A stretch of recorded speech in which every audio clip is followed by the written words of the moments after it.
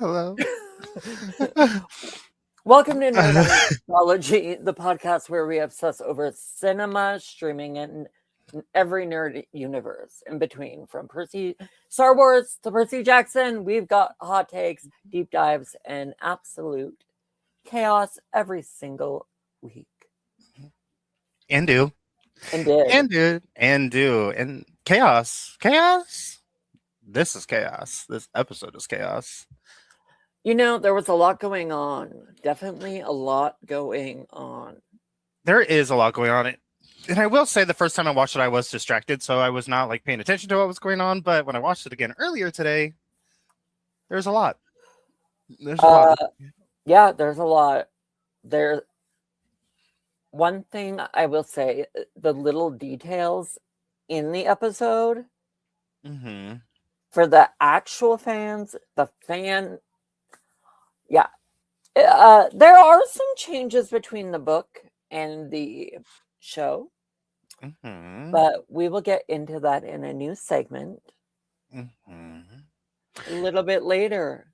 I'm very curious as to what the changes are. I've never read the books myself, but yes, let's get right into the episode. And you know what? Those chariot races are actually happening. So, oh, girl. They really were. And they looked crazy. Like when we finally get to see them all. Like, girl, okay. The detailing was wild. They have it feels more like they're in danger this season than in season 1. Yeah. Oh, absolutely.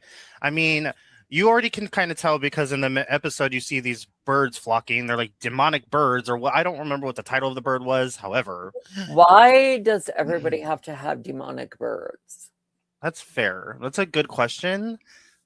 Solid. Because Wednesday had them. Yep. The crows or ravens or whatever they were. And now we have them here. Yes, and these ones are creepy looking. They got like long beaks. Ugh. But Annabeth mentions them at the beginning of the episode, saying like they can tell that the like shield is down or like depleting. Breaking. Yeah, I'm like, if birds can deflect that, or not deflect that, but like receive that information, what else can? And like, what's coming about? What's afoot on the outskirts of these boundaries? I don't want to know. I don't want to know. There's a lot going on, and the danger is real. Oh yeah. Oh yes, we get that early in the episode when Annabeth sneaks away to call Chiron, I think is his name. Our little friend from season 1. She is talking to him about like how like Tantalus is not going to approve of the task for the fleece, and Chiron's like, oh, there's a bigger thing. There's a bigger story going on, girl. I'm like, oh, honey. They're called. The birds are called You know what? No.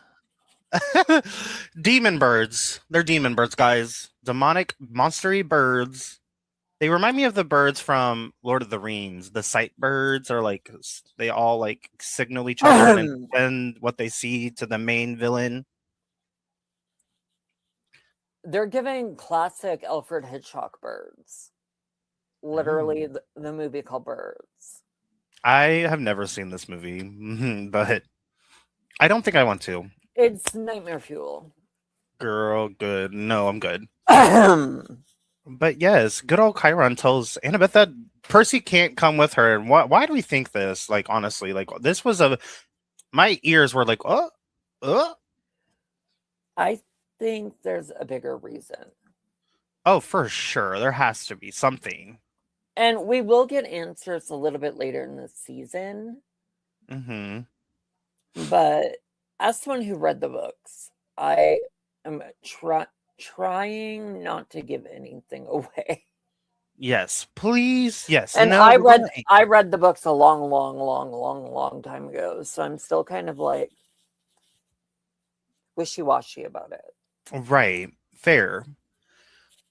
But yes, I was intrigued by this whole scene. Honestly, this episode starts off so good already. Like, we get the chariot races on their way. We got the campers like working on their chariots, and then we got this scene with Annabeth and Chiron. I would be really bad at racing a chariot. Oh, 100%. 100%. I'm flipping it. I'm flipping it, tipping it.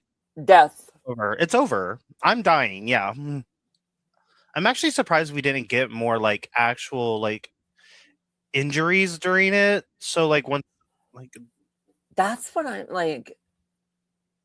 That those races were giving broken limbs. It was a lot.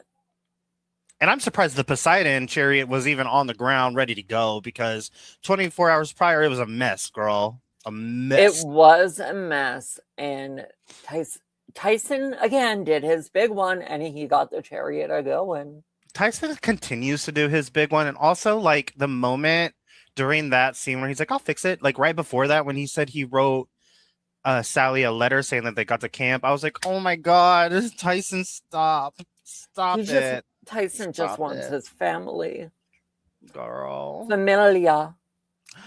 And then he has his. I am kind of curious who the older brother is, because Tyson looks like he would be the big brother, but there's also the power struggle because it seems like Percy is trying to be the big brother. I would think that is Tyson older than him. I'm only curious because of the drastic. I know Tyson's a Cyclops, but he's definitely bigger than Percy. Yeah. So Tyson is actually older, but he does act younger. Yeah. But he is older than Percy is. So Tyson is the older brother, but Percy acts like the older brother. I don't know. Maybe that's a Cyclops thing. I'm not really sure. Yeah, just because like he looks too big to be the baby brother. Yeah, and that also could be a Cyclops thing too. But we love Tyson. Tyson is adorable. Literally my favorite character. If anything happens to Tyson, I will lose my shit. And I will. Now, no spoilers to everybody in the peanut galleries. None. The peanut gallery. Not the peanuts. I'm allergic suddenly to peanuts. But well, yes. You better not eat peanuts.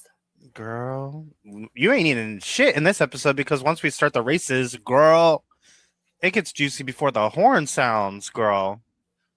Clarice said, bam. And did. I disagree with the winner of the race, but that's. I think girl, everyone's kind of ruined. Is she the only one that even crosses the finish line? I believe so, yeah. I think everyone else's chariots go down. Like I don't remember who she hits first. Did she hit Chris's first? I think maybe. No, it's not, because Chris is the one that flips over. They lose the horses and it flips over. That's Chris's.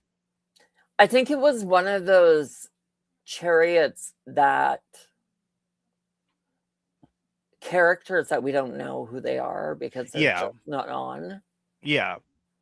It's definitely, I don't know. She went and took whatever weapon that was. Don't remember what it was. And she was just like, bam, bye. Yeah, I don't know. All of these weapons are they start out tiny, but then you can pop them out. Yeah. They're extended, which is good for battle, I guess, because then it's you carry less around. I see the practicality of it all. Yeah, it is wild. I will agree, but I loved the scenes here with the chariots. I liked the chariot scenes. Clarice's was a baddie and did her big one, clocking everybody. I think she literally single-handedly took out all the other chariots except for maybe Annabeth's. I don't know what happened to hers. I don't know. Had the birds not come in though, like I feel like the race may have had a different outcome. Yeah, I agree. Because Clarice wasn't the reason. Sure, she made it across the finish line, but she didn't save camp. No, and also I think Annabeth and Bronte stopped their chariot to help with the birds. The birds! The birds! Because they come in, they break in, girl, during the races, where after Clarice literally single-handedly takes out 2 chariots, at least, the beginning one, and then Percy and Tyson's, where her little wheel weapon destroys their wheel, and it was wild. Honestly, this scene was so good. I also think that Tyson took a chariot out. Yeah. Yeah, he did. He did, yeah. So I wonder what was going on there. And I don't think he didn't want to. I don't think it was even on purpose. He didn't want to because he was very against anyone getting hurt. Mm-hmm. Yes, on 100, and as he would be, y'all. As he would be. He's adorable for real. We adore him, and he does. I don't think he actually goes back to make sure everyone's okay, but he does say sorry, and it was adorable in the moment. Yeah, that was cute. It was cute. But now we got these birds, and they're ugly looking, y'all. If you haven't seen the episode, I don't know why you're still watching, but like they're ugly. They got long beaks that are like pointed, so pointy at the end. They're like, they look sharp. They look super sharp, and I think that was like their gig, is like they have super sharp like bites. So I don't know about y'all, but all these campers were acting fools. Aren't y'all demigods? I would have been slicing and dicing birds. Like the background characters, they were just running and screaming, and then you have Clarice over here, slicing and dicing birds. It was an interesting dynamic. It was. The whole sequence was very thrilling to watch. Mm-hmm. I agree. From just the chariot race already just kind of being crazy, and then the birds stepping in and adding to the chaos that was going on. It was really well done. It could have been messy, very much like too much going on, but I never felt that. Right. And then the way they like finished off the birds with the music, because Annabeth says that Hercules took on the birds with music, and wasn't it like Mariah Carey? Yeah. I was like, girl. That was like, it was giving 80s rom-com with like the boombox. Yes, it was giving comedy after the chaos, and I love that. I love when that happens in a show. Because why are we listening to Mariah Carey? Like, why do we always have to listen to Mariah? The kids that age are not listening to Mariah Carey. Let's be honest with ourselves. These kids are like 14 in current time. I don't know. It was funny to me. I liked it. It was cute. I don't really know what movie that is when they're like holding up the boombox. I forget. It's like an 80s movie, right? I believe so. Like, is it Dirty Dancing? Something in that era. It's one of those films from that era. But yes, I don't really remember which one it is either. But it's somewhere in that era with like Breakfast Club, Dirty Dancing, somewhere in there. Oh, it could be The Breakfast Club. It could be. That feels familiar. It does. But they don't ever... But isn't... We're on a tangent. Tangent alert. Where's my banner? I don't know. Where's the tangent? Tangent alert. Tangents. But yeah, we'll discuss that at a different point, but I'm not sure which movie it came from. However, yes, so now we took care of these birds. I don't even know what happened to the birds with the music. They left. They just said bye. They don't like the music. They don't like loud music, which is fair. You know what? It picks and choose. I pick and choose when I want my loud music. I do. I also do. But now that the birds are gone, everyone's bandaged up, and Tantalus is telling them all that like the shield isn't going to go down for a week, and then we're doomed, girls.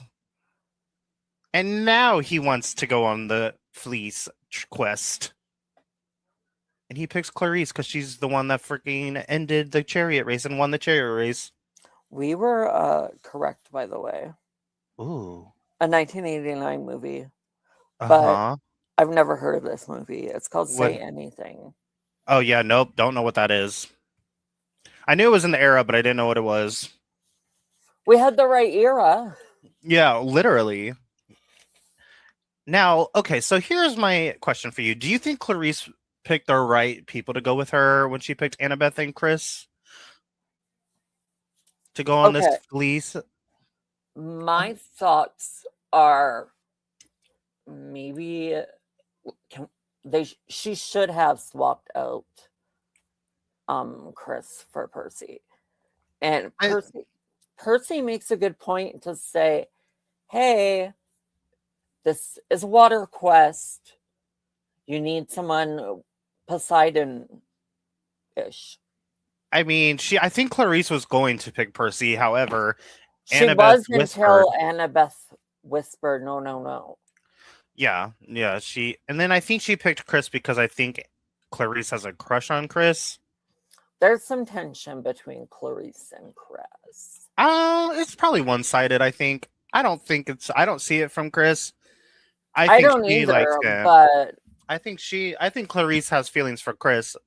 Chris don't have feelings for her. Chris is like, no. Yeah. Friend Girl, zone. bye. But like, I don't even know. Interesting. Chris is a good fighter, I guess. Well, one thing about Chris that I want to point out from the books, I believe Chris was actually with Luke. Oh. Chris eventually works with Luke. Right. And adding on to that, because I was going to mention it earlier, but I forgot. I do think Luke kind of took all of the actual warriors of the camp. Because if you look at the other campers that are left, they don't seem like warriors. No. At all. Actually, a lot of them seem very young, like little kids. Yeah, I think the reason for that is the more you know what I mean. The more like mature, like pushing towards adulthood. The people that couldn't actually fend for themselves are left. And then we got Clarice and Chris, Percy and Annabeth are the only ones that can fight. Maybe Bronte, I don't know. We finally know who she even is, so maybe her Camp Half-Blood is a little bit of a mess. Oh yeah, and I'll say something when we get to the end of the episode because I'm kind of like girl, but yeah, I agree. It's not looking too good. We're kind of a mess. It's looking kind of bleak for camp. Oh yeah, especially with what happens and who leaves to go on a quest. I think it's pretty doomed. And now Tantalus also is kind of scaring the campers, which I don't think is difficult for most of the campers that we saw in this room. Yeah, because they're definitely elementary age. Most of them. Yeah, most of them are. And he was like, due to the barrier being like low energy, no one's allowed to leave. And if you leave, we can kill you. The end. Why do we always have to kill the children? Girl, because King Tantalus is a crazy. This is not Order 66. Girl, is it? It might be. There's something going on with King Tantalus, and I don't know what it is yet, but he has his own motive. There's something going on. I mean, and he wants to get back at the gods, and killing their kids would be getting back at them. So maybe it is Order 66 on the low. It could be. I mean, let's not jump too far of our head or so quite yet, but like towards the end of the episode, he kind of didn't give a damn. Everybody has a motive. Yeah, I think his might be kill the kids, or maybe not himself. I think there is a possibility that King Tantalus is working with Luke. I think so too. I could see that. I mean, why is he not worried about the borders going down. Like, these kids are not going to fight. They're going to die. They're not going to be able to fight. It's kind of like he brought the barrier down for Luke to kill the tree. Possibly. But I don't know. That may not track because didn't he get woken up because Luke hit the tree? Alibi. Alibi. Legal. You know, Percy has to have their legal stuff. I mean, they're legally allowed to kill kids now, so. I don't love the death of children. I don't love the death of children either, but I do think we're going to get some death of children this season. Someone's dying this season. I'm almost confident in this. But who knows who it's going to be? Who knows? But now the tension's starting to grow, girl. Hopefully King Tantalada. Can he die? Isn't he a god? It's wishful thinking because I don't like this character. I don't like him either. King Tantalus is a asshole. Everybody, he's an ass. Every time I see him on my screen, I want to strangle him. You want to do? Me too. Like, come bring it, girl. You haven't eaten in 3,000 years? Okay, skinny legend. Let's go. let me just have a massive meal right in front of you. Like the massive meltdown Percy's having because he wasn't picked for the quest. The girl, and not that. Tyson tells Percy what Annabeth told Bronte during the chariot race, and now this is sending Percy into a tizzy, girl. This is getting messy. Like, I want to know what happened over the summer that they can't talk about. Like, specifically, Annabeth said it scares her the more she talks about it. At the end, she said that, which is a jump, but what are we doing? What happened? Just spill the beans, squirrel. Tell. Percy's secret wasn't much of a secret. Percy didn't really have anything other than Tyson. It was just Tyson. Yeah, but something happened with Annabeth that she's not saying. I know she's trying to protect him, but like I would love to see her be like, hey. He can protect himself, girl. No, yes, but I feel bad that this is coming between their friendship. Right. And Percy even mentions this. He even stated, like, so we can't be friends because you only know how to be a demigod, but I can go back home and be kind of a kid for a little bit. Like, we can't be friends because of this. And she was like taken back by that comment. I don't even remember she stated anything after that. Honestly, that comment was correct. Correct. Yeah, literally. Very correct. But now Percy's in a tiz. He's in a whole tizzy and starts to get ready to leave. And Tyson's like, I want to come. I feel bad for him. I feel bad for him too. He's like, I'm scared. I want to go. And Percy's like, no. And he's like, but please. Yes, justice for Tyson. Yes. It's true. Like, why? It's so true. It is so true. Like, he deserves better, girls. His brother needs to get his shit together. Percy needs to get his shit together. Percy's kind of falling apart. Percy, I don't even know why. Percy? What the why? Why? Grover's missing, and I think that's playing more on his mind that he's like, we got to go save our friend. Right, which he knows he's fine, at least for now. They've been in two dreams together now, and now or is this the second one? Because they have one again. I believe this might be the second. Okay. Yeah, you're right. Yeah. But I also get the impression that Percy's been having these dreams all summer. Oh, for sure. I mean, I think that's what we could have gathered at the beginning of the episode, like season 1, episode 1 rather. I think was telling too. I think that was happening. Yes. But This damn dream that they have was funny. This is the funniest part of the episode. Now we do see that Grover kind of is like the seas girl. Look at the seas. Look at the seas. The seas. The like ocean is crazy. Look for the seas. Look to the Bermuda Triangle. Grover shows Percy that the ocean is getting wild. Something's funky. The waves are crazy.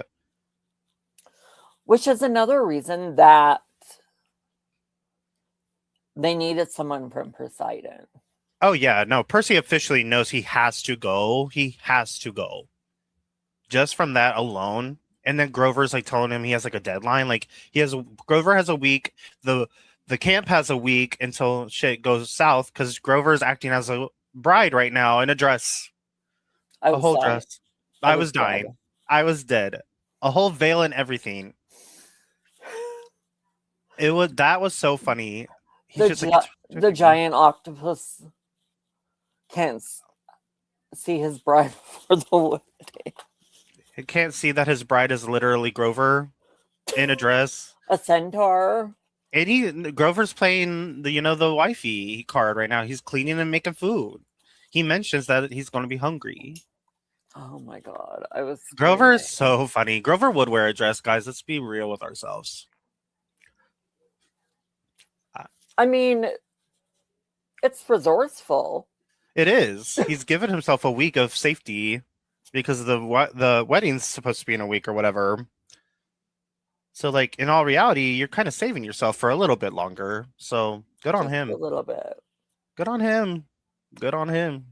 It was funny. Great scene. Very hilarious. Grover's, like, this season been killing it. Mm-hmm. And he's only had a couple moments, but yeah, I agree. He's like kind of running it. Every scene he's in, I'm dead. Me too. But also, he's in the worst situation right now, but I feel the tension from everybody else outside of him. There's tension everywhere you turn. Everywhere else there's tension except for with him. So, like, what? We love Grover. Now Percy really leaves. He's like, okay, time to go. And then Annabeth comes now too. Annabeth comes right as Percy's leaving, basically. And now Tyson and her are like, oh hell. Before Annabeth meets Percy on that beach. Yes.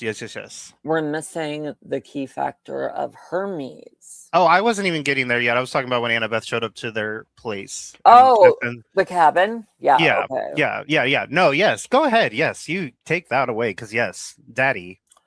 That's where we are though, right? Yes. Mm-hmm. Okay. My brain isn't working, but Hermes shows up offering to help Percy. Mm-hmm. Everybody has a motive this season. Mm-hmm. Why does Hermes giving permission to Percy to quest? Mm-hmm. Well, he wants Percy to save Luke. This quest is becoming a lot of quests. Everybody has a quest. Everybody has a side quest. It's giving Oprah, you get a quest. You get a quest. The quest has now 3 quests in it. Get the fleece, save Grover. Now Hermes wants Percy to also save Luke, in which Percy says, I don't think he can be saved, and I don't think he wants to be. I would agree with that. Oh, well, Hermes don't like that. He don't like that. He's like, you don't give up on family. This is my son. Which I think they would put that in there because of, Hamilton. But yes. Hermes is like, get it. Hermes is like, you better save Luke, bro. Cause it is something. Because he still loves him. Mm-hmm. To be fair, in all reality, he does kind of really help them right now. He gave them a boat and a cruise ship to take them to close to where they need to be. I'm sorry, but that cruise ship looked really far away. It did look really far away. How is Percy supposed to catch up to that in that little teeny raft boat? That they have to like pedal. Wait, is it actually electric? I forget. No, it is. It is. It is. It is. It's one of those little. It's like one of those like SOS Yeah. boats from a ship. Mm-hmm. And not a good one. And not a good one. Not a good one at all. I just thought it was hilarious. I was like, why? You could have made the cruise ship a little closer. Yeah, literally. And I love how he says you got 2 minutes and then it's out of the you can't get there, baby. You got 2 minutes and it dips. That's like 2 minutes to get to what felt like a 10-minute conversation. Yeah. It felt like forever, yeah. But also, I don't. The thing that I didn't get is like, okay, so Percy was asking for the blessing of Poseidon to go on this quest, like without the quest being given to him. He was asking his dad, but Hermes shows up. Yeah. So did Poseidon actually give the blessing? Who knows? Hermes was just chill. I think Hermes was already chilling. He was like, my son is a lot. A lot. A lot. I know his motive is to find Luke. Mm-hmm. But after everything, the gods have a connection to their children, the demigods, whatever. Yeah. Why does Hermes think Luke can be saved? Good question. Because, and then the other thing to counteract that too is why am I going blank? Mm-hmm. You should know that Luke can't be saved. You have that connection to your child. Luke also hates his dad. Exactly. So but Luke would know. I mean, Hermes would know where Luke is. Yeah. He would know how to find him. Why is he sending Percy to look? Is Luke looking for the fleece as well? We don't even know what Luke is doing. Yeah, Luke is looking for the fleece. Because if you go back to episode 1, Luke's army catches up to Grover. Right. And they know that they're looking for the fleece because they find that one little thread. Yeah, and ask him where the rest is. And then Grover does the whistle thing, the nets come down, and then the Kraken or that monster, I believe it's the Kraken, pulls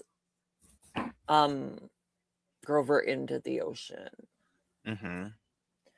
So I think at this point Luke wants, one, destroy the camp, and then he also wants that fleece. So they don't have it? Correct. Right, which fair. Yeah, time's running out then for all our little squad. Annabeth shows up to try to stop Percy. At this point, I feel like just go at this point. Why are we waiting around? Just get on the boat. You're going to miss the stupid ship that's literally forever away. Logic. We don't have time for this conversation that they have either when they're like, when Annabeth and Percy are like kind of fighting, and I'm like, girl, get in the boat. Get in the boat. But no, they take too freaking long, and then here comes King Tantalus with the crossbow, saying you're both about to die. Haha. Haha, hee hee. That's literally how it came off to me, and I'm like, girl, what the hell? And he's out here wanting an excuse to kill someone. Mm-hmm. And is. I'm just like, why? King Tantalus, go away. Which is why I think something on the lines of what you were saying about Order 66, I think that could be a thing, because he even announces that he wants to get back at the gods. So why not get back to them with their kids that break the law? And did. And did. And they did. Oh, they broke it so bad. And they get shot at. But Tyson comes first before this, saves the day yet again, and tackles King Tantalus. And like, Tyson is the girly. He's the one. Clock it, Tyson. You can't.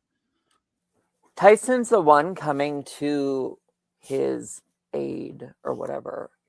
Right, literally. Literally.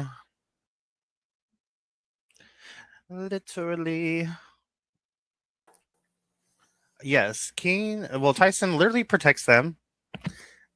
And as they're trying to finally get away, as they're trying to finally escape, Tantalus does try to shoot them with these arrows that are set to kill monsters and demigods.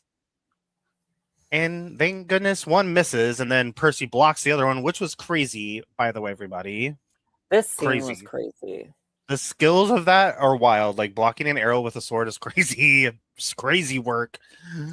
And he did. And he did. And now our trio is on an actual quest, which Tyson mentions. Now we have 3 quests.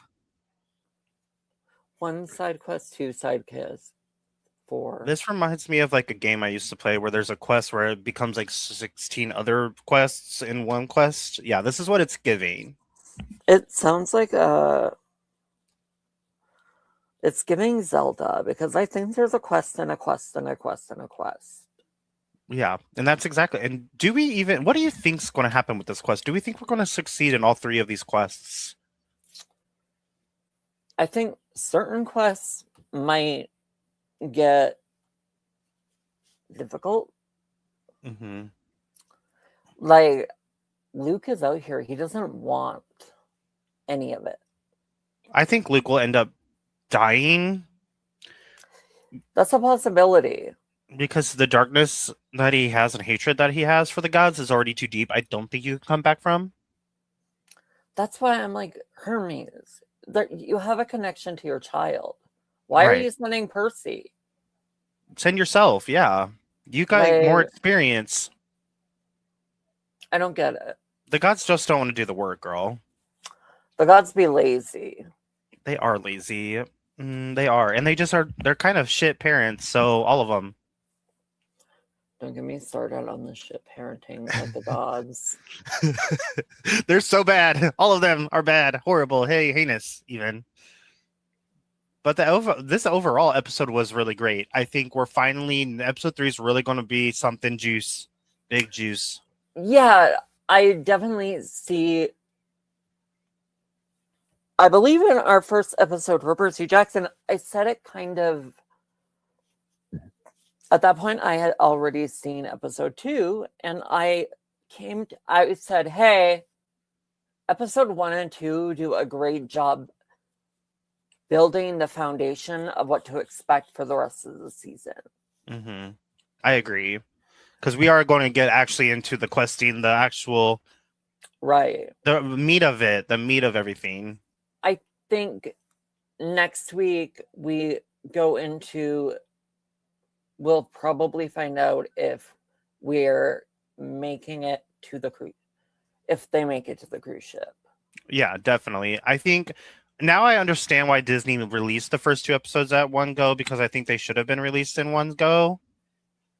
It was purposeful. Yeah, both those episodes really open the story of what we're about to get. So I think it was needed. At first I was like, why? But now I get it after watching the episode and talking about it here. I get why they did it. Good on you, Disney, honestly, because I would have been mad if I waited a week to get this episode, and I'm like, we're still not in the juice yet. No. So, honestly, clock it, but Disney.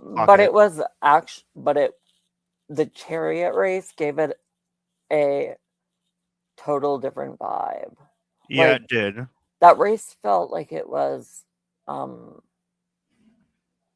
do I say it?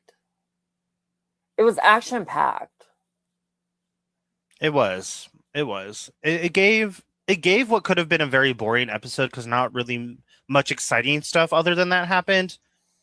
It could have been a snoozer without it, honestly. Right. So I'm very glad with the outcome of that scene. Those chariots looked really good. That whole scene was awesome. Do we have anything left to say? No, the episode's done. Okay. Yes. Now you're I have some Easter eggs. Sort of. And a few differences between the books and the not books. A change from the book to the show is, in the book, Percy didn't tell Annabeth about the fleece until after the chariot race, as they were supposed to be fighting about Tyson. Mm-hmm. Why is Tyson the central problem? I don't get it either. The Great Prophecy, which Annabeth had no knowledge of till this point, which is also a change from the book. Chiron tells Annabeth that under no circumstance that Percy go on the quest. Obviously. Yeah. I exited out of my thing. The track has a statue of Apollo and his son Okay. on a chariot. Love that. And then I wasn't done collecting my facts before we recorded, but another difference from the books is all 12 cabins were represented in the chariot race. But on the show, it's just Athena, Hermes, Ares, Hessus, maybe? Hesus. Yeah. Mm-hmm. Hessus, yeah. And Poseidon. Mm-hmm. Yeah, there was only 5. I can't imagine what that scene would have looked like with 12. That would see from what, like we already mentioned it, but from what I was gathering from this episode, where they're able to be 12. Like, do we have the Warriors level people right now to have a full set of 12? I don't know. Well, in the book we do. The book they do, but the show ain't given the book, girl. I think they cut it down for practicality. Yeah, probably. I mean, 12 would have been crazy. Honestly, that scene would have been way longer than it should have been. And the other thing would have been they would have had to make the track bigger. Yeah, and they weren't going to do that. No, that would have been a good chunk of budget. Mm-hmm. So, yeah, I agree. But it was a very good episode. I'm actually really curious to see what happens next. Now, my question for everybody is, now comment down below, do you think the camp can survive now that not only is Annabeth, Percy, and Tyson out of the camp, I'm pretty confident that Clarissa and Chris still leave the camp. So, how do we feel with all of the warriors that are currently at the camp leaving? I mean, I'm assuming that Bronte is going to go with Chris and Clarice. I think she's going to be the Annabeth replacement. Right. And that was another interesting fact that during this time, Chris was already working with Luke based off the books. Mm-hmm. Maybe he is secretly.